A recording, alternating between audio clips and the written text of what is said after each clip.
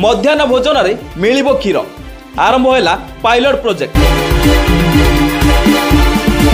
आगामी दिन में छात्र छात्री को मध्याह्न भोजन रे मिल पारे क्षीर। पिलांकु पोषण और प्रोटीन जोगाइबाकू राज्य सरकार एपरि एक जुगान्तकारी पदक्षेप नेबाकू जाउछन्ति। एथिनिमते पायलट प्रोजेक्ट आरंभ होइछि। आगामी दिन में यह समग्र राज्य में कार्यकारी करने निमंते योजना प्रस्तुत हेउतिबा कहिसंति मत्स्य और प्राणी संपद विकास मंत्री गोकुलानंद मल्लिक। राष्ट्रपति जिला मयूरभंजर रायरंगपुर रे पायलट प्रोजेक्ट भाव यार शुभारंभ करा जायछि। गिफ्ट मिल्क माध्यम 29 स्कूल रे 1184 पिला 200 ग्राम लेखाए विटामिन ए और डी युक्त क्षीर देवा कार्यक्रम गतकाली शुभारंभ होइछि। पर यह सबु स्कूल रे लागू कराया पई सरकार योजना करछन्ती बोली मंत्री कहछन्ती। एने मंत्री कहछन्ती गतकाली गिफ्ट मिल्क देवा कार्यक्रम शुभारंभ होइछि। पिलांको पोषण और प्रोटीन जोगाइबारु एपरि पदक्षेप निया जाइछि।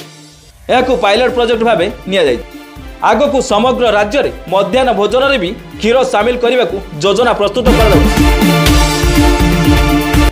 मध्याह्न भोजन रे छात्र छात्री को 200 मिलीमीटर विटामिन ए और डी युक्त क्षीर देवाकू सरकार योजना करथिबा मंत्री कहिसंति।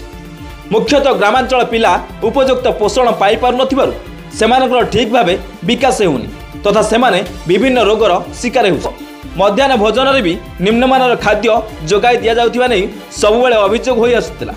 पूर्व सरकार अमल में एथिरे कौनसी सुधार आसी नथिया बेले नुआ सरकार आसिया पर एथिपाई तत्परता प्रकाश करछन्ति। प्रथम रु पंचम पिलांक पई मध्याह्न खर्च 7 टंका 64 पैसा करछन्ति। पूर्वर प्रथम रु पंचम पिलां पई एही खर्च 5 टंका 90 पैसा थिला। सेहीपरि षष्ठ रु अष्टम छात्र छात्री पई मध्याह्न भोजन खर्च 10 टंका 94 पैसा को वृद्धि करा जायछि। पूर्वर एही श्रेणी छात्र छात्री पई मध्याह्न भोजन खर्च 8 टंका 82 पैसा थिला। तेबे खूब शीघ्र मध्याह्न भोजन रे क्षीर सामिल हेबा खबर शुणी अभिभावक तथा पिला माने खूब उत्साहित होई पड़िछन्ति। Report news 88 Odisha.